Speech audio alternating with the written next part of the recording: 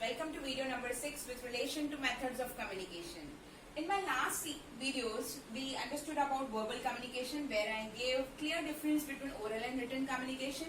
We spoke about non-verbal communication, under that we covered body language. In my last video, I spoke about visual communication and now we are moving to the last method of communication under non-verbal, that is auditory communication. Your guesses are right. Yes, auditory communication is completely related to your hearing sense, that is your communication happening through ears. But when someone is speaking to you in the form of words and you listen to that, that is not auditory communication at all. That is your listening. But when you are sensing certain other things other than the language via your ears, and you get the message and you interpret that message, that is your auditory communication. For example, if you are driving your vehicle and you hear the siren of an ambulance or the siren of a police van, what do? You immediately try to give side to that particular ambulance or to that particular police van, right? So when you are trying to listen to the siren, that is what is auditory communication, right?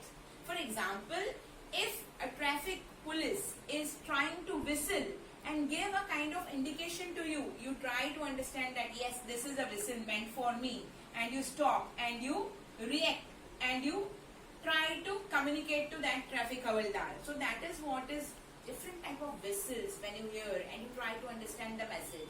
Sometimes when there are soldiers and they are on the war duty, they have the special system of communication with each other.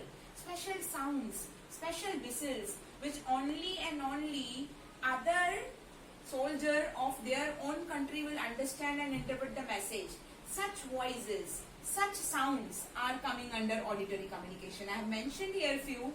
For example, whistles. Whistle right from whistle of our physical education teacher, that is our PT teacher, where he was instructing about the exercises with the help of whistles 1, 2, 3, 4, to the whistle of a police person, something like that. Those are the whistles. Sirens, right from the siren of an ambulance to siren of a police van to siren of a train or a steamer or a ship, something like that. These are the sirens. They communicate a lot. Then when we are talking about buzzing of bees, hissing of snakes, jingling of bells will communicate very clearly that yes, you are in a locality which is very close to a church or very close to a temple, something like that. Whatever sounds you hear and you interpret and you get certain kind of message, this is nothing but communication via auditory communication. Hope you understood all these different methods of communication and the importance of each and every method, because you have to select the best method so that you can reach in the best way to your receiver is the most important target, right?